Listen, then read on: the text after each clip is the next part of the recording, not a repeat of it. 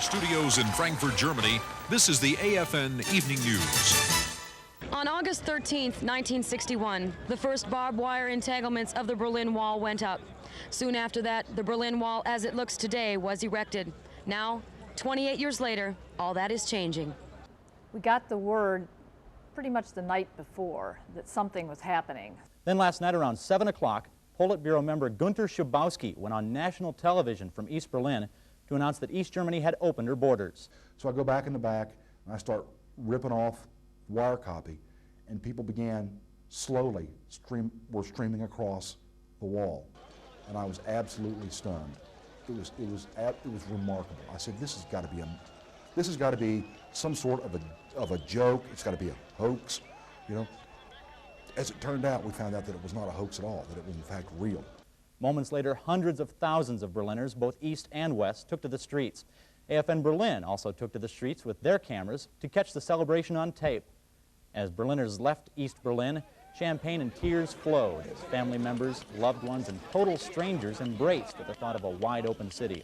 First, we started on radio, giving updates all the time. In Berlin, things were starting to happen at the wall, so they were starting to call in reports, so we went on the air every half hour instead of every hour.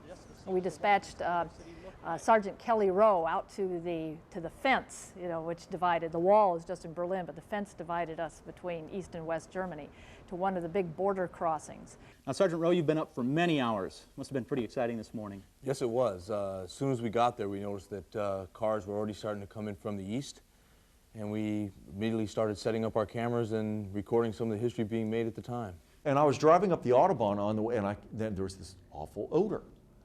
It smelled like sulfur, you know, like coal burning. I'm from Pittsburgh, and I knew that smell, sulfur. What the heck is that? And I came and I passed a tremendous long convoy of Trabants in East German license plates. They all had East German. Well, this was amazing. I'd never seen one car on the German Autobahn with East German license plates, let alone many dozens. There was a couple hundred. They've got everything packed up in the back of their car, and well, as you'll see a trailer here at the end of the car. That's everything they own right there. And you could see people, you know, tears flowing, coming through, kissing and hugging everybody. He brought that perspective. And then the folks in Berlin had taped people coming over the wall, and they, rustled that down to us real quick so we could put that on. It's a great day for Berlin and for all German people that the border is finally open after 40 years. I made a promise to myself that one of these days, when I was an old man, I might come back to Berlin and drive through the Brandenburg Gate. And it looks like I might be able to do it before I even leave on my tour. And I couldn't stand the temptation to walk on the wall now, because when this wall falls down, I will be the first one who gets a piece of it for my home.